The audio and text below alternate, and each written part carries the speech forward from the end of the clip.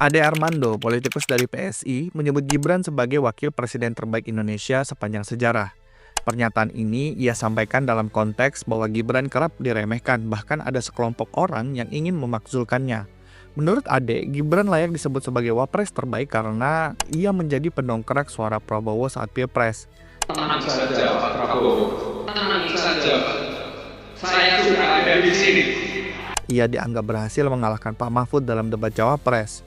Ia diberi peran lebih besar oleh Prabowo untuk langsung turun ke masyarakat, menjelaskan program-program pemerintah yang mungkin sulit dijelaskan hanya lewat YouTube. Dalam pemerintahan-pemerintahan sebelumnya, wakil presiden hanya dianggap sebagai ban serep atau pelengkap, yang baru aktif jika presiden sakit atau meninggal. Gibran tidak seperti itu, perannya jauh lebih besar. Tapi benarkah begitu? Mari kita bahas.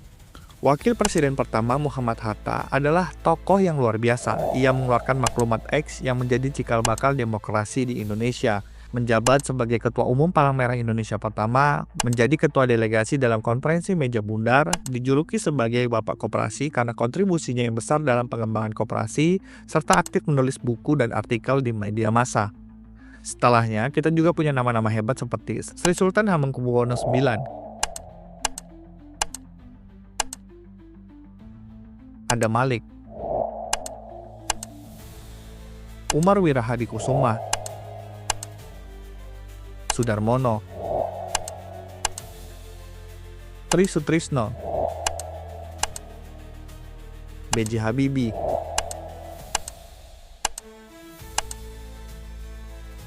Megawati Soekarno Putri, Hamzahas, Yusuf Kala, Budiono, dan Ma'ruf Amin.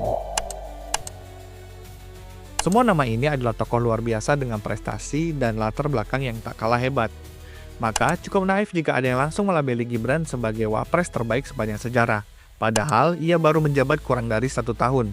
Apalagi Gibran sendiri masih menyisakan banyak kontroversi sejak pencalonannya sebagai cawapres. Lantas, apakah Gibran tidak mungkin menjadi wapres terbaik sepanjang sejarah? Disinilah kita perlu bersikap adil sejak dalam pikiran. Kalau kami ditanya sekarang, jawabannya belum bisa dijawab. Kita baru bisa menilai apakah Gibran layak mendapatkan gelar itu saat masa jabatannya mendekati akhir, ketika sudah terlihat hasil kerja nyata dan dampaknya terhadap masyarakat.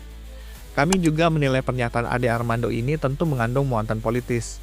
Wajar saja karena ia berasal dari PSI, partai yang memang mendukung Gibran.